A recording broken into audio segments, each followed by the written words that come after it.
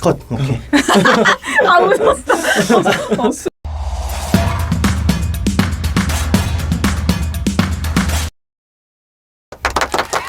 네. 안녕하세요. 학점은행제 교육의 정석 TV의 이해강 플래너 변승종 플래너. 유종화 플래너입니다.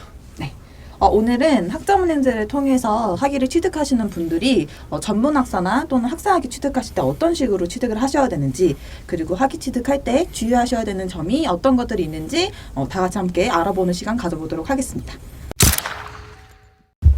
그러면은 아무래도 가장 기본적인 내용을 먼저 알아봐야 될 것 같은데, 승종 플래너님이 전문학사 학위 취득 조건에 대해서 먼저 좀 말씀을 해주시겠어요? 전문학사를 취득하려면 일단 전공 45학점, 일반 20학점, 교양 15학점을 필수적으로 충족해서 총 80학점을 이수를 해야지 전문학사를 취득할 수 있고요.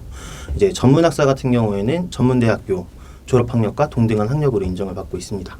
그러면 혹시 이거는 시청자분들이 궁금해하실 것 같아서 여쭤보는 건데 승종 플래너님이 생각했을 때 학생분들이 가장 많이 취득하시는 전문학사는 뭐가 있을까요?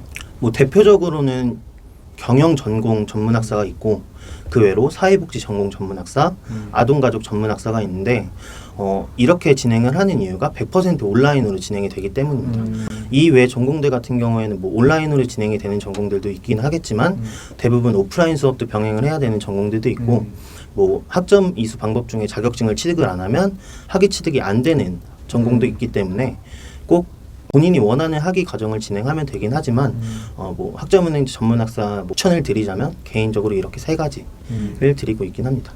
종합 플래너님한테 여쭙고 싶은 게, 학사학위 취득 학점은 그럼 어떻게 될까요? 학사학위 취득 학점은 일단 총 140학점을 채우면 되고 그 안에서 전공 60, 교양 30을 넘기면서 이제 나머지 50학점은 일반 학점으로 이제 분류가 됩니다. 그래서 이렇게 해서 140학점을 채우면 원하는 학사학위 취득이 가능하시죠. 그럼 가장 이제 학생분들이 많이 진행을 하는 전공은 어떤 거라고 생각을 하세요?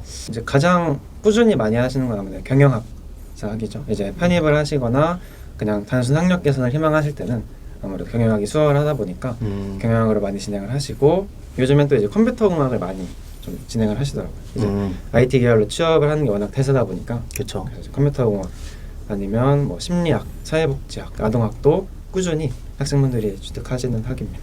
학생분들이 가장 많이 물어보시는 것 중 하나인데 꼭 일반 학점을 채우고 진행을 해야 되는지 아니면은 전공이나 교양 학점으로 대체를 해도 되는지 이 부분에 대해서 예강 플래너님이 한번 말씀해 주시겠어요? 우선은 일반 학점 같은 경우에는 반드시 정해진 규정 안에 채우셔야 되는 건 아니고, 이제 전공 학점이나 일반 교양 학점으로 대체하셔서 이수를 하셔도 상관이 없으시고요.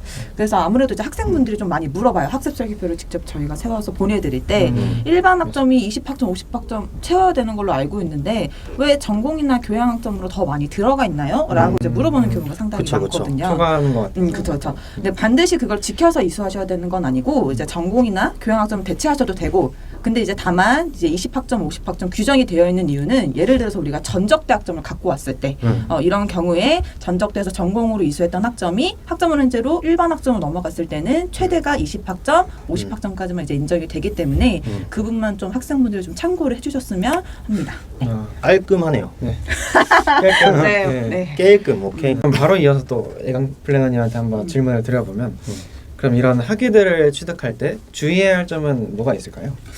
아무래도 이제 가장 먼저 주의해야 될 점은 의무 18학점이라고 이제 생각을 하는데, 이제 의무 18학점이라고 하는 거는 우리가 이제 학사학이나 또는 이제 전문학사를 취득할 때 반드시 평가인정 학습과정 수업으로 18학점 이상 이수를 해야 된다는 이제 내용이에요. 여기서 이제 평가인정 학습과정이라고 하는 거는 온라인 수업을 우리가 이제 평가인정 학습과정이라고 하잖아요.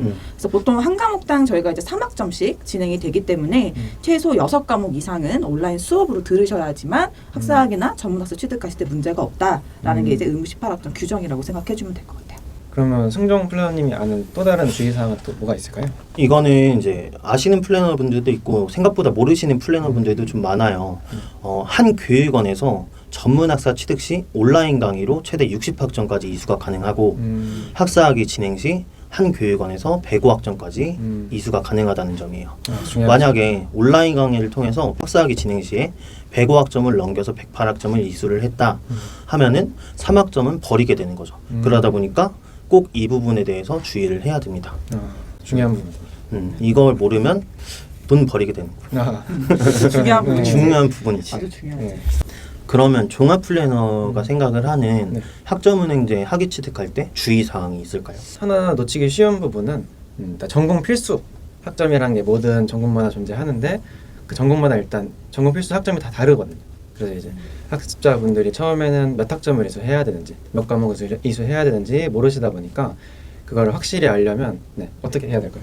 국가평생교육진흥원에 들어가서 평가인정 학습 과목을 들어가면은 이제 나열되어 있는 전공 필수 과목들을 이제 확인할 수가 있고, 네. 그리고 이제 우리가 알아야 되는 게 전공 필수는 과목으로 이수하셔도 되지만 이제 반대로 예를 들어 전적대 학점이 뭐 2학점짜리를 이수했다라고 하면은 전공 필수 학점으로 대체해도 사실 상관은 없어요. 그렇지. 그렇죠. 근데 여기서 우리가 또 하나 주의해야 되는 게 있다고 하면은 이제 아동학 같은 경우에는 제가 알기로는 전공 필수 7과목을 다 듣지 않아도 되는 걸로 알고 있는데 이게 맞나요? 네.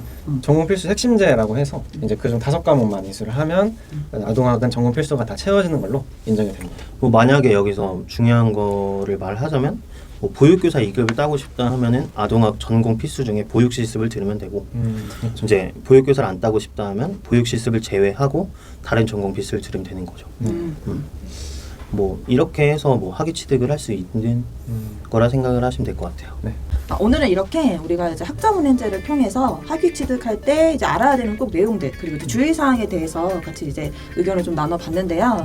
다음 시간에는 학위 취득할 때 어떻게 학점 이수 방법을 활용할 수 있는지 뭐 예를 들면 뭐 자격증이라든지 또는 뭐 전적대 학점 활용 방법 등에 대해서 한 번 더 자세하게 내용 다뤄보도록 할 테니까요. 다음 시간에 우리 또 만나도록 해요. 안녕.